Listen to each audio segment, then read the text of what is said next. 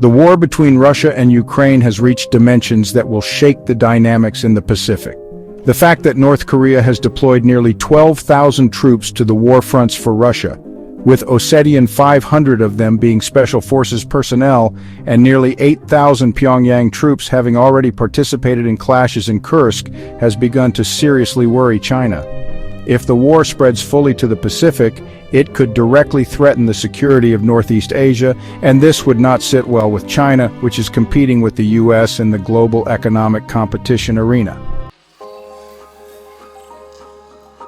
This is why China is preparing strategic moves to avert the growing threat between Russia and North Korea, seeking to distance Pyongyang's leader Kim Jong-un from Vladimir Putin, the head of the Kremlin. So what can China do? What are the Beijing government's plans? Let's take a deeper look at how the balance between these three countries has shifted following North Korea's deployment of troops to the Ukrainian front for Russia, and what China is doing to prevent this. But first, please don't forget to subscribe to our channel, turn on notifications, and give us a like so that you can stay up to date with our content. It was actually the US and South Korea that woke China up to the fact that the North Korea-Russia alliance was becoming increasingly threatening. After Pyongyang sent thousands of troops to Russia to help Moscow's war against Ukraine, the US and South Korea called on China to use its influence over Russia and North Korea to prevent escalation.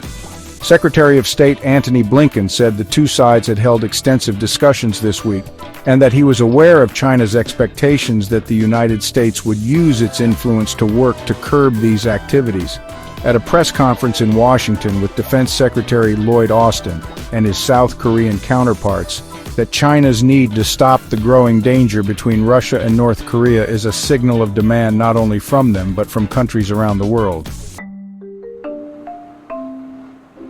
After all these calls, Beijing has also broken its silence on the issue. Liu Pengyu, spokesperson for the Chinese embassy in Washington, said in a statement that the Beijing government's position on the Ukraine crisis is consistent and clear. Liu emphasized that China is committed to peace talks and a political solution to the Ukrainian crisis. Although Beijing has built an unlimited partnership with Moscow and is an important ally for Pyongyang, experts believe Beijing may not approve of a closer military partnership between Russia and North Korea because it is destabilizing in the region. Shi Yinhong, an international relations expert at China's Renmin University, said that the Russia-North Korea partnership contradicts Beijing's goal of a peaceful Korean peninsula. China's warning messages against the North Korea-Russia alliance are therefore likely to become more strident over time. Beijing recognizes the complexity and danger of the situation, Shi Yinhong said, adding that the fact that China has not yet said anything about the military alliance agreement between North Korea and Russia shows that China strongly opposes it. On the other hand, Dennis Wilder, senior fellow at the Initiative for U.S.-China Dialogue on Global Issues at Georgetown University, described Beijing's silence on North Korea's move as surprising. He added that Beijing needs to find a balance between supporting Moscow and not angering the West, and that Chinese President Xi Jinping could ignore the whole issue for his own good. Speaking at a panel discussion hosted by the Washington-based think tank Center for Strategic and International Studies this week, Wilder also stressed that Xi has built a personal relationship with Russian President Vladimir Putin and cannot afford to let Putin fail. According to him, Xi doesn't want to anger the Europeans and Americans when his country's economy is in trouble. So for China right now, there is probably a combination of a little bit of exasperation, a little bit of panic, and a little bit of a feeling of not knowing what to do about the current situation. Experts believe that it is unclear whether Beijing was informed in advance of Pyongyang's move to send troops on Moscow's behalf. Beijing is also said to be worried about Russia gaining more influence over North Korea than China. China does not want to lose North Korea, normally one of its most important allies in the region, to Russia. China experienced this fear recently at the BRICS summit. While North Korean officials did not comment on the reports, which were also voiced by Kiev and Seoul, the Kremlin initially denied the reports about North Korean troops, but Russian President Vladimir Putin did not deny the allegations of North Korean troop deployment when asked at the BRICS summit last week. Chinese officials, on the other hand, told the press that Beijing had demanded a de-escalation of tensions in the Ukrainian war because of its concern over the deployment of North Korean troops in Ukraine. The Chinese reaction was seen as a warning to Pyongyang given its new involvement in the European conflict and its aggressive stance towards its southern neighbor, threatening to embroil its Indo-Pacific ally in two geopolitical crises. Although China has in the past tried to broker a peace deal between Ukraine and Russia, it has been accused of supplying Putin with weapons used in the conflict and has repeatedly refused to condemn the invasion. Therefore, China's criticism of North Korea's move to send troops to fight on Russian soil in Ukraine came as a shock. The fact that this was again a topic of discussion at the BRICS summit was a clear warning from China directly to North Korea and indirectly to Russia. China's warning to North Korea is probably meant to prevent the West from entertaining the idea of further military support and even possible troop deployment to South Korea.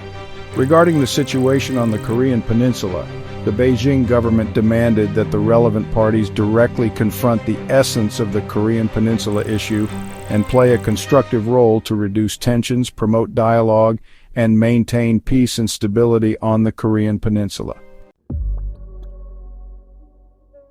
North Korea has recently begun strengthening its positions near the demilitarized zone, deployed troops near the border, and threatened Seoul with military retaliation following reports that a South Korean drone had entered its airspace. These actions and recently confirmed reports that Pyongyang has sent troops to Russia create a difficult balancing act for China, one of the country's few global allies. But in the wake of China's recent warnings to North Korea, Pyongyang is likely to be more cautious in its plans for South Korea. China's economic aid to North Korea accounts for about half of all Chinese foreign aid. Kim Jong-un, therefore, cannot refuse such economic resources from Xi Jinping. The Chinese side plans to issue the same warning on behalf of Russia. China also has considerable leverage over Russia. Jonathan Ward, a senior fellow at the Hudson Institute, a Washington-based think tank, predicts that Russia's war in Ukraine will fail without the direct economic and industrial support of Xi Jinping and the Chinese Communist Party. This is also the opinion of war analysts and military experts. China is therefore capable of indirectly warning Russia against such a deep alliance with North Korea. Russia, like North Korea, has to listen to China, which it sees as its big brother. So Putin will either end up listening to Kim Jong's call for war, or he will heed Xi Jinping's warning and put an end to this madness. If this insanity between Russia and North Korea does not stop, things could get even worse for China. What makes things more difficult for China at the moment is that North Korea's decision to send troops to help Russia has deepened security cooperation between the United States, Japan, and South Korea, and this trilateral security cooperation continues to pressure China on issues related to Taiwan and the South China Sea. Experts have analyzed that since Kim Jong-un's first visit to China as North Korean leader in March 2018, the U.S. and its allies have pressured China to rein in North Korea, but to no significant effect, leaving China in a difficult position vis-à-vis North Korea and Russia. In fact, there are some reasons for this situation. The Treaty of Friendship, Cooperation, and Mutual Assistance between China and North Korea, signed in 1961, stipulates that if one of the signatories is under armed attack by any state and enters a state of war, the other party will immediately provide military and other assistance by all means at its disposal. There is external speculation as to whether China would be forced to get involved if North Korea sent troops to help Russia. First, it is thought that China is reluctant to go back to the 1950s, so its basic stance is not to send troops or get involved in the war. Secondly, it is speculated that China is trying to marginalize and eliminate the so-called military alliance clause despite the existence of the said treaty. However, the North Korean side must have foreseen China's behavior and, despite all the economic aid from Beijing, is taking some reckless steps to show its deep alliance with Russia more clearly to the world and to oppose the U.S. cooperation with its allies in the Pacific. In response to the change in the situation with North Korean troops going to Russia and under the intense diplomatic mediation of countries, North Korea launched an intercontinental ballistic missile into the East Sea, also known as the Sea of Japan, on October 31st. The missile's flight time exceeded the flight time of previously tested weapons. According to Yonhap news agency, Pyongyang launched the missile 5 hours after the defense ministers of the United States and South Korea strongly condemned North Korea for sending troops to help Russia. This act of firing the missile may have been designed to express displeasure. At the same time, Pyongyang may have used it as a signal to divert international attention away from the Russia-Ukraine conflict and to make its presence felt before the U.S. presidential elections. The outcome of the U.S. presidential elections will also be an important variable in the further development of the Russia-Ukraine war and how North Korean troops can help Russia. In a meeting with Zelensky in New York this September, Republican presidential candidate Donald Trump said that if elected, he could reach a mutually beneficial agreement to end the Russia-Ukraine war.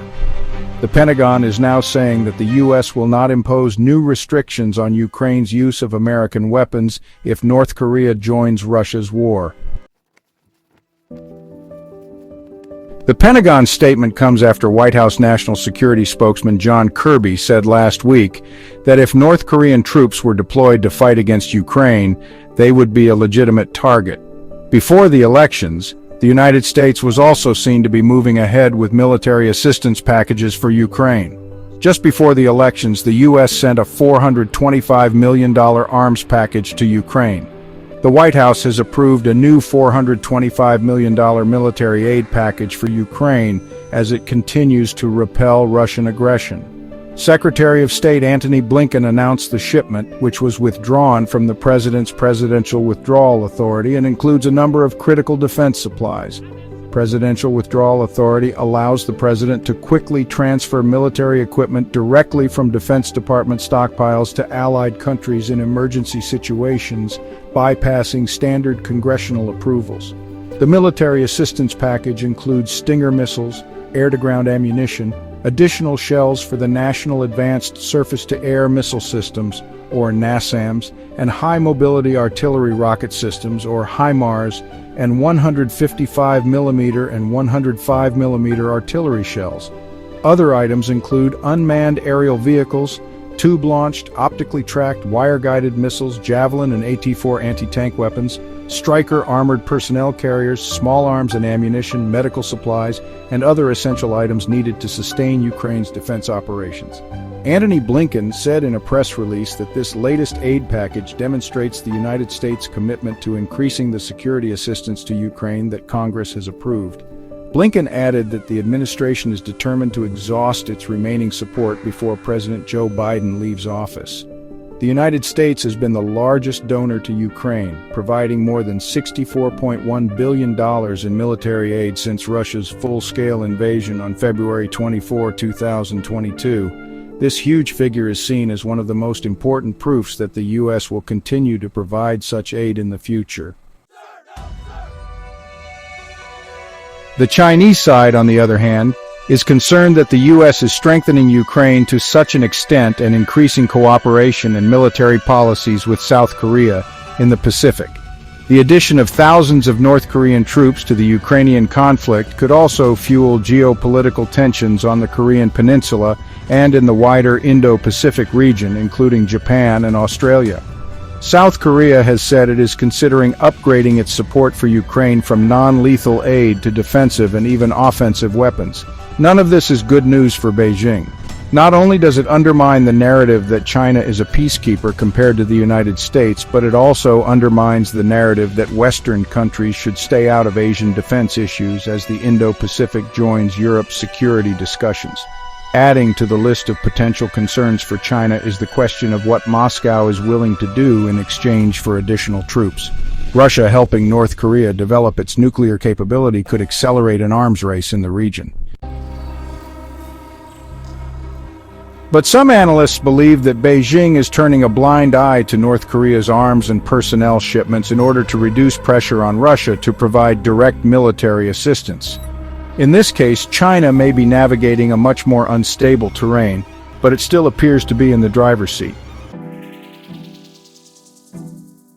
In short, both Moscow and Pyongyang will prioritize their ties with Beijing over the other.